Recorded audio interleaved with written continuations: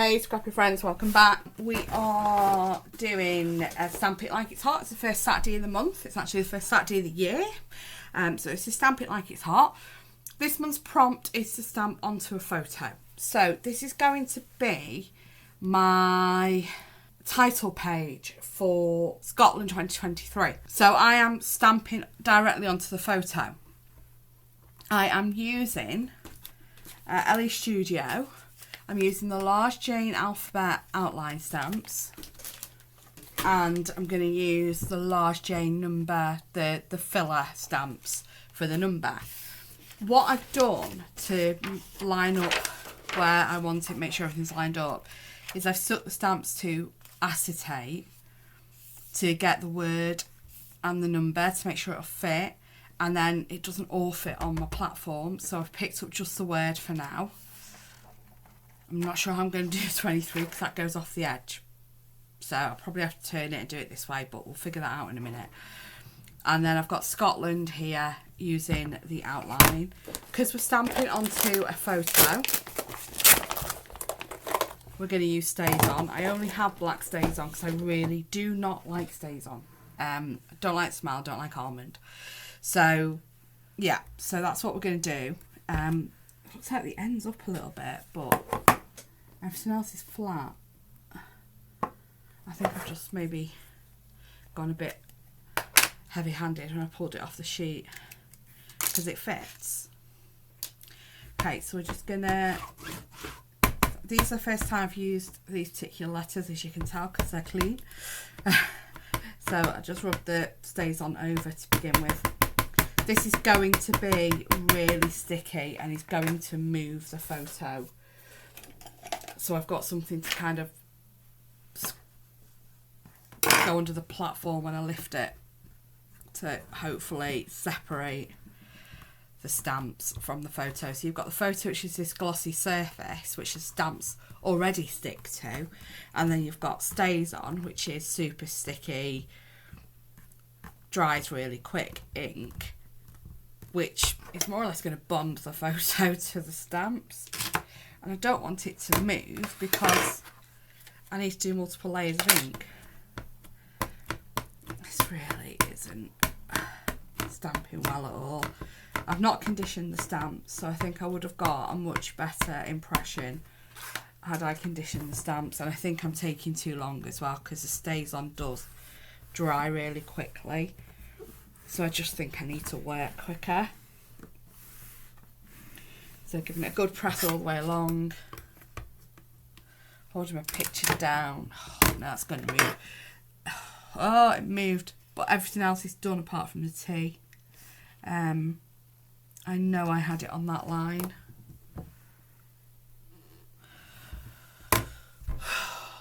We're going to risk it, people. We're going to risk a double stamping.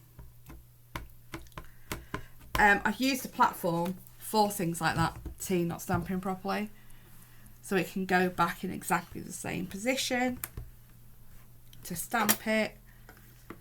Only I didn't hold the photo down hard enough, so it moved. Oh yes, I got it lined up right.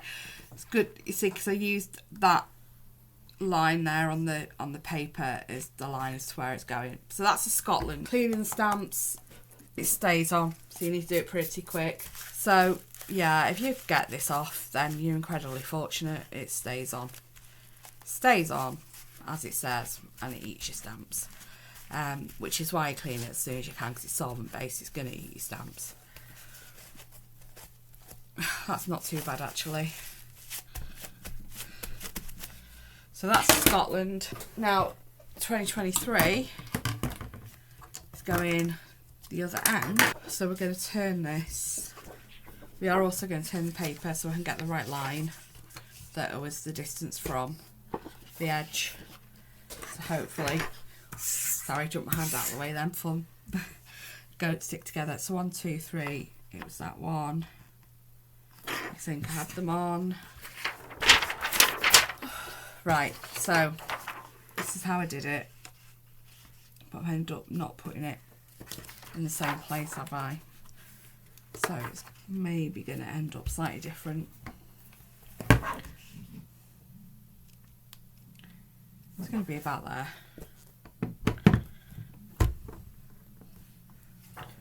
And then peel the acetate off. Oh, lost the apostrophe.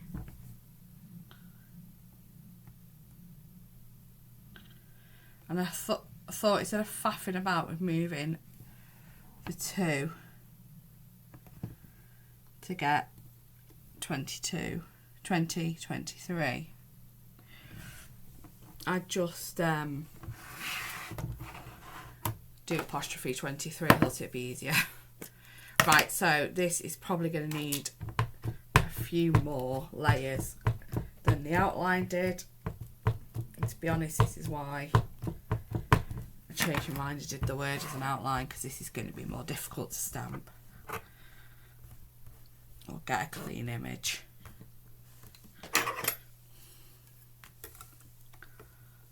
Hold down the photo. Oh, it still pulled it. Darn it. That's going to have to be good enough because it's moved and I don't trust it not to stamp back in the right place. And you can see where it says, I hope. I can see where it says. So if you've got the album in front of you, you'll be able to hear what it says. Sorry, just putting the ink away, a bit noisy there.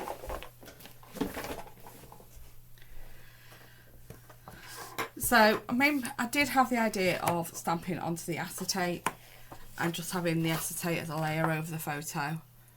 But I think I do prefer that directly on the photo.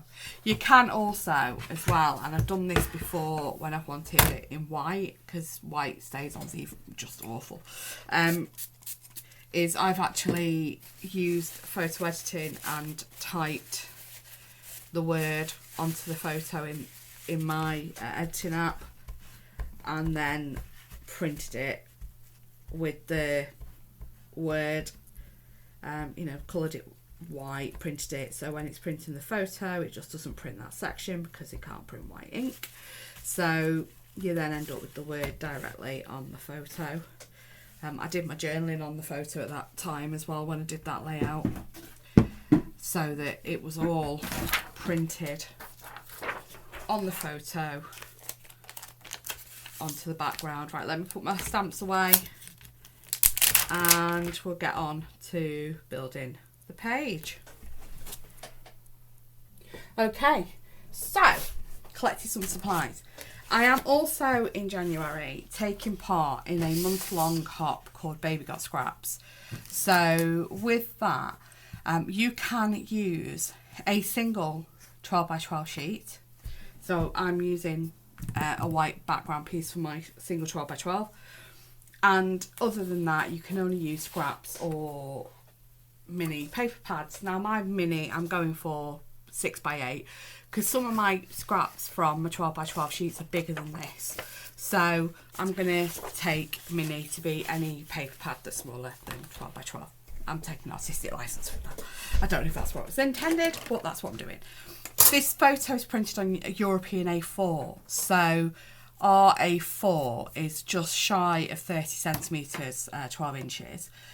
So it's 29.7 centimetres, so 297 mil, which is just under 11 3/4 inches by, it's about 21 centimetres, so 210 mil, which is just a smidge over 8 1/4 inches. So that's the size of a UK, European, I think Australia use the same size as well, A4. And that's what I'm using here for this. I thought I'd do with this is, we're using DLS designs, and this is Playful. So this is second kit I got from them. I thought what I'd do is strips, and I'm going to do them the width that the paper is, so we've got the same border all the way around. So I did, what did I say that was? So A4 is 297 mil. So I'm going to do 297 mil long. I'm really sorry for metric people, Imperial, those, you know, US, etc., North America, that use Imperial, because when I'm using A4, my imperial brain doesn't work. It only works when I'm using strict 12 by 12 because I can work out, I know, like how many eighths of an inch I'm going down. I'm going to do a couple of 1 inch strips of this. My idea is I'm going to flag the end and roll them, but roll them at different lengths. So 297 mil is,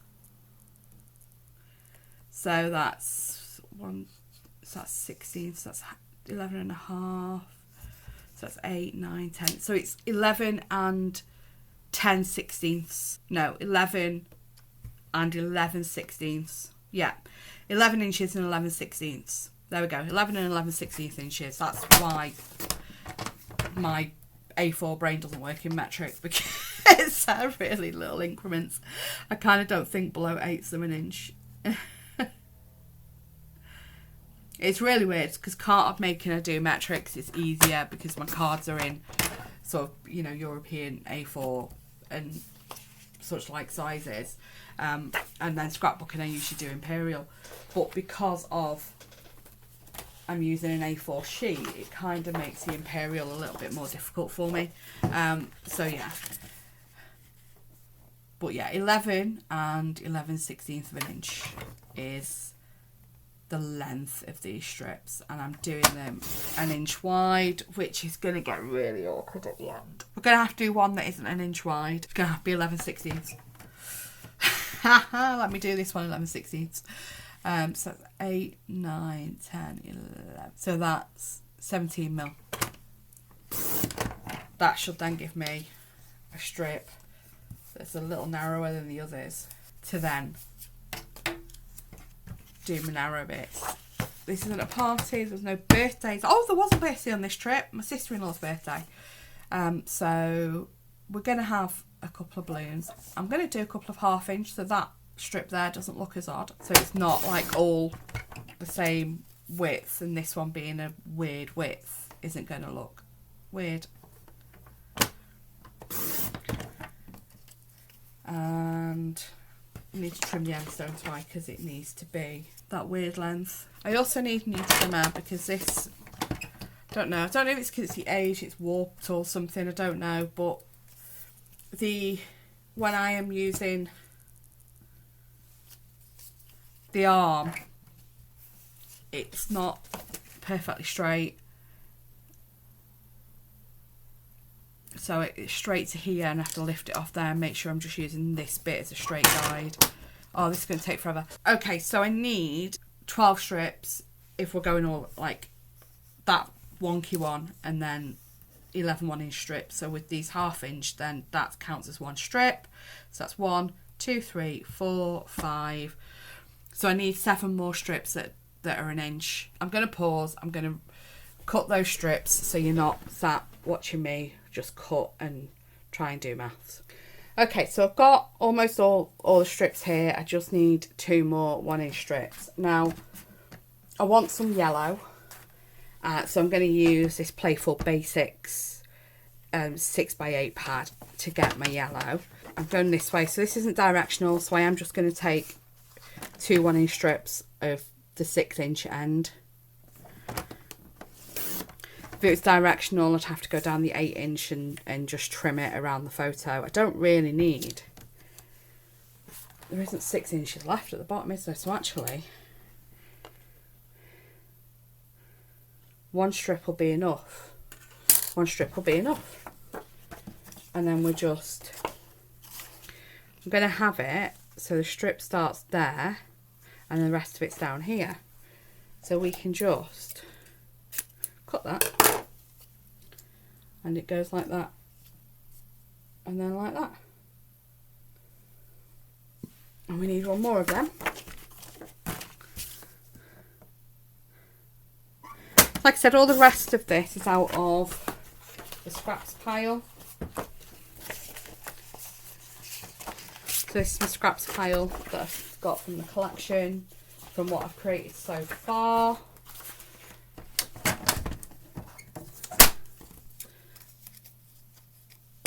And we're just going to put them, that's off that one, isn't it? I can't remember, it doesn't matter because the same amount. Right, let me trim all these to length and I'll be back. Okay, so that's the basis of the idea. I'm going to curl these up. We're going to add some embellishments. I forgot to say that this is the caravan park we stayed in Embo in Scotland. It's called Granny's Highland Home. It's north of Inverness. Inverness is like a couple of bridges this way. We've got the Glenfiddich is on this bit of land here somewhere. And there's like the Lidl where I took a photo from the car park of this view coming this way. These are the colours in the kit. It's actually, you get these little cards with your kit and it gives you the colours. So I'm just going to find, what I want to do is edge the papers to give them a little bit more definition. I can either go with the yellow, which is using, if you've got Versa, like thatched straw or mustard seed with oxides. I'm thinking I might go with the blue. Broken china. I think I'll go broken china. Let me pull out my oxides. We're going to ink all these pieces, ink the outside piece. We are going to, I've just got a spare booper out of my box because I honestly just couldn't be bothered going through getting the one that matches this colour out of me little box you would have seen in the past that I keep my domed ones in. I'm not so bothered about being a domed one when I'm edging because you're just really whacking some colour on the edge. You're not really blending, so there doesn't need to be like perfectly not coloured. What I will say is don't put that down on your white background until they're dry, because you'll just end up colouring everything in whatever distress that you've used. I speak from experience. I've done that many times. Okay. Another choice for this could have been black for going round and doing the inking, or walnut stain, tea dye, something like that, which would probably go a bit better when I get to the pinks, but I kind of wanted to do it coordinating. I've gone a bit wrong there, so I'm going to just use the side of the booper where it's got no ink on it. Booper. If you watch Mel, you'll know where I've got that from. The blending tool. Right, I'm going to pause and come back to you when I've got all these inked. Right, so they are all inked and I've just come back to realise that I haven't inked the base piece yet. So let me just do that. So when I was partway through inking the strips, I realised I didn't need to ink that bit of it, and it wasn't until I got to about here that I realised that. So I boobed there. Bit of a waste of time and ink all over my fingers when I only needed to do the bottom and a tiny bit at the top. So yeah, but hey ho, it's done, and this is nearly done. So what I thought I'd do next before I start sticking things down is we are going to curl some of the papers. I need to make sure that I've just inked doesn't touch the white paper. Right, so curling, pair of scissors, and you just scissoring your finger between your finger and your scissors, run them across the piece of paper, and it breaks up your fibres. How much you do that, how far down you do it, depends on how much of a curl you get. I mean, you know, bear in mind it's going in an album. It's that way up, isn't it? So you're not going to want a huge curl, maybe a little tiny bit at the bottom.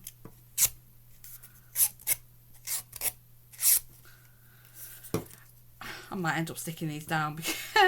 So what I would then do is kind of stick it so that it's only a little bit of a curl. It's going to look great whilst it's on my shelf.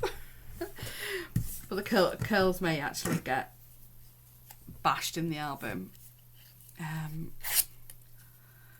So yeah, I might end up regretting this decision when I'm trying to put this away in an album. Who knows? I'll give you an update when I do try and do that.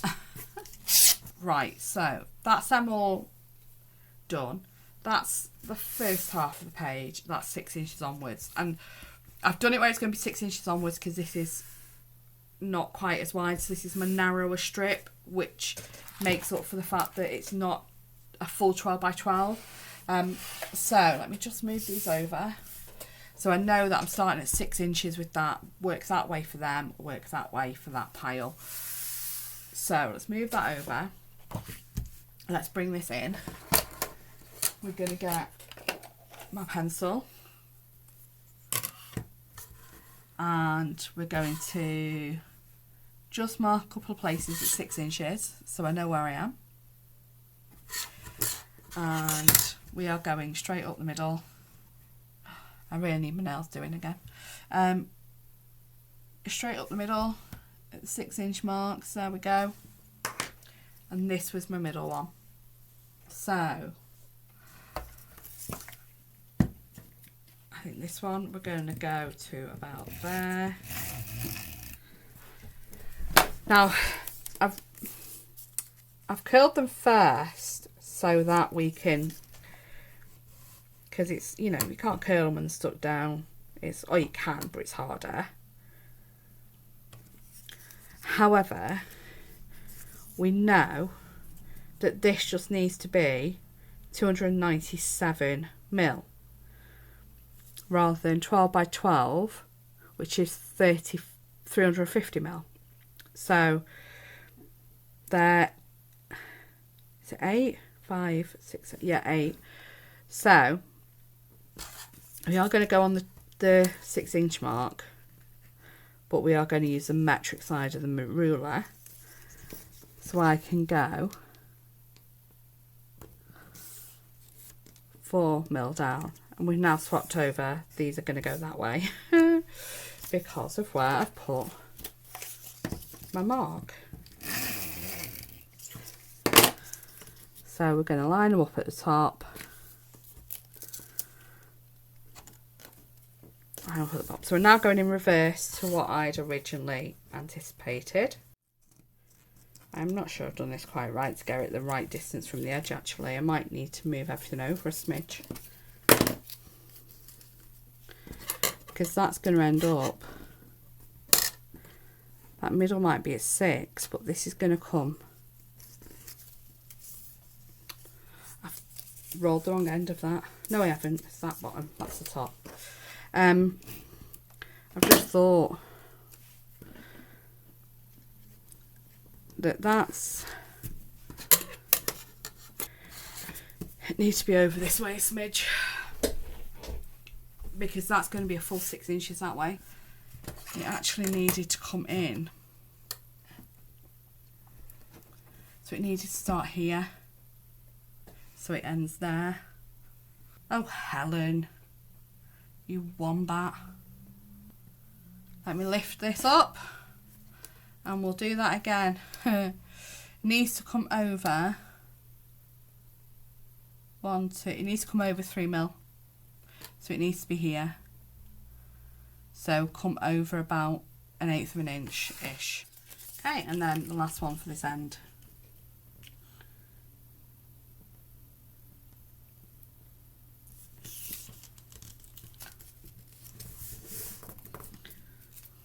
Okay, back this way now. So this blue one next.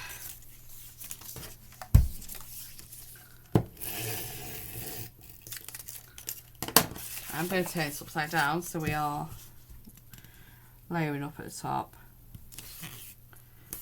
lining up at the top, so we know we are more or less right.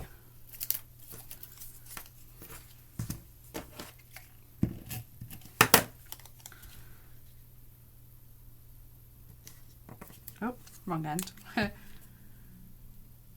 Use the hand cut end of that then, which is why it was going squiffy.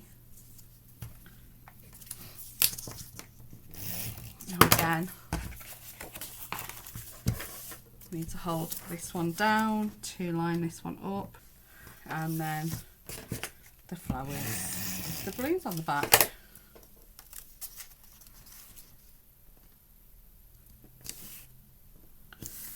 It should all be about the same distance from either side. With the picture then. Ah. I like that. Bring it down just a smidge. Yep, that's what we're doing. Happy with that. Now for some embellishments. So we've got these acrylic pieces that come with the kit. Also got loads of labels. I might put Embo. Got these letters, so I can put Embo because that's where we were.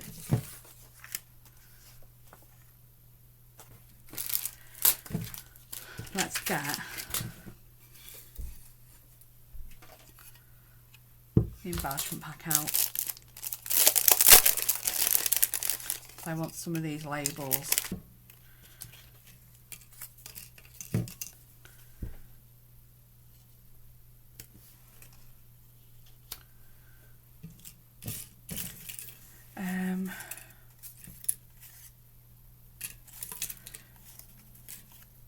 Let's have a look. Oh, I was going to use pink, but I've already used pink with that.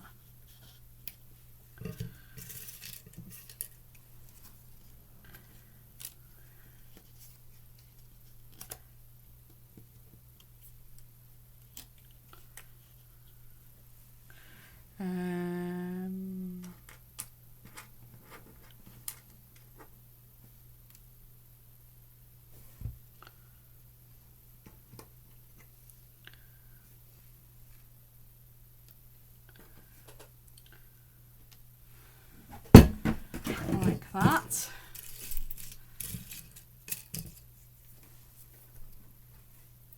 Next we're going to end up covering the bands. We were in the row behind this, but they've staggered the bands so you could see between them. And so we had this, like this view looking out here.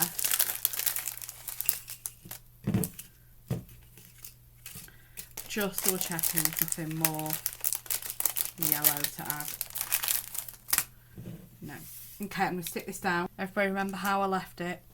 Okay, so that's it. That's all we're going to do on this. I just think the picture says it all. And it is just a, you know, not just, but it's a cover page for an album. So, or the Scotland section in that year's album, depends on how many pages it ends up being, and just a little simple cluster on the bottom to embellish. So yeah, thanks so much for watching. Don't forget to hit that subscribe button and the thumbs up, and check out the others taking part in the Baby Got Scraps Hop, and stamp it like it's hot. So stamping on and see what everybody else has done for their stamping on their photos. Have a great day. Bye.